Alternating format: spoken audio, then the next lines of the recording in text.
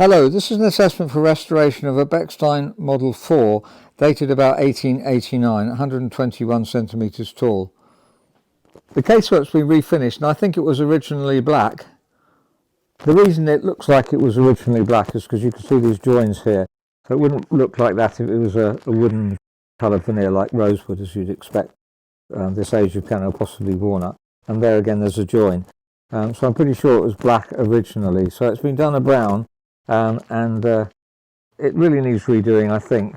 If we just look at the rest of the case, it would obviously be difficult to do it other than black unless we re-veneered the whole piano. So obviously it's expensive to redo the whole piano, so that would be necessary if it was going to be improved. I think it would be difficult to improve this without redoing it.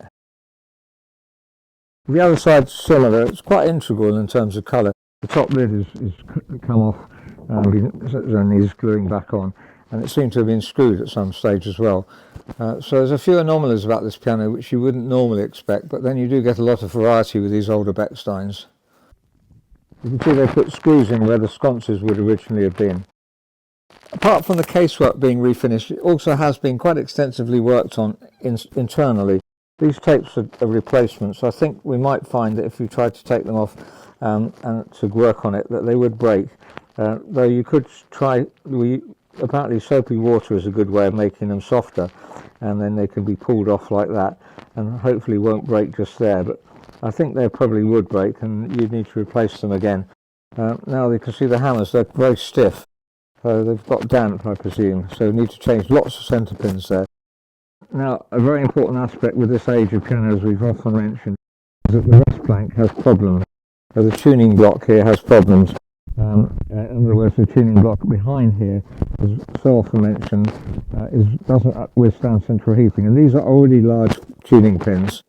So these are already large tuning pins. My lever fits quite high up on them, so you couldn't put bigger pins in. They are quite tight at the moment, but I think with central heating, it looks like it's been in a damp place. So if it dries out a lot, and the rest plank behind here wouldn't hold. So I only think we need to replace the rest plank, as I so often need to do. I've got plenty of videos about replacing rest planks on the older Bechsteins pre-1902.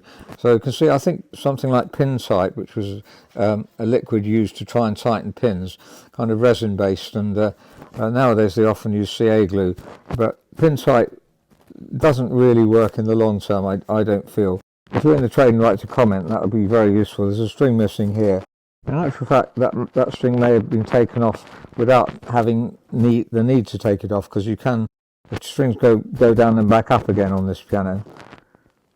So the strings share the hitch pins here. You can see that there's two strings there. They shared this one hitch pin. I don't know if you can see that very clearly. I'll show you down the bottom of the piano as well. So you can see that the strings share the same hitch pin, so you can wind some down on the coil on the tuning pin on one side and wind it back up on the other, and you don't need to replace the string. That's not the case on all Model 4 Bechstein, the old Bechstein pre-1902. They're varied, and this one, in case you can see there that there's one string that's on its own that needs replacing, and the other one goes down and back up again. And indeed in the last Bechstein Model 4 I looked at, the top treble strings are also all individually strung. This is a 1920s Welmar, and you can see again each string shares hitch pins, so you can wind it down on one tuning pin and back up on another. Now the overall tone on this piano is actually quite sweet. So if we listen to these notes, what I mean by that is if you play it loud, you don't get a kind of a harsh sound. There's a deep sound, as though the sound's travelling across the soundboard. Damping's bad there, and well, that's to do with it not coming back quick enough. But the potential of the tone is very good indeed. Perhaps not so much at the break point here, which is not quite so well matched. And this string is replaced,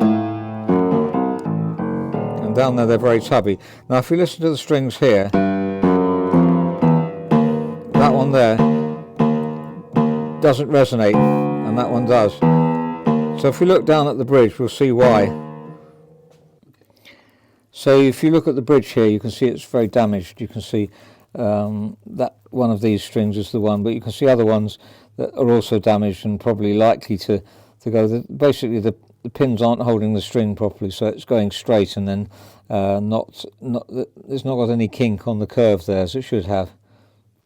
Also the soundboard has been repaired.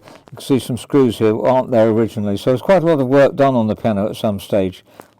So the piano really does need extensive work, and casework, soundboard, Wrest plank, a huge amount of restoration really. Difficult to know where to stop, but obviously all that restoration would be expensive. Haven't bothered to do key weighting because the centre pins are so tight that you can't really weight the keys properly.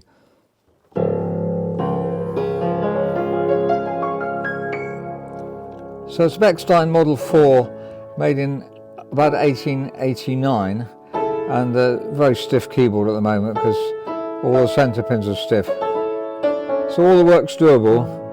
The case has been refinished in a brown colour, so if you want that redone, I think it's got to be done in black or re-veneered. That's a possibility. Pianos are often re-veneered, and then obviously you can choose what colour you want it, although veneer might be limited. The tone around this area, difficult to pick out, but we're used to, if it's very thin here, which it often is on this stage of piano, then even if you recap the bridge, if you try and get the down bearing better, then it'll still tend to sound a bit thin. I'm having to press quite hard to get them to sound evenly.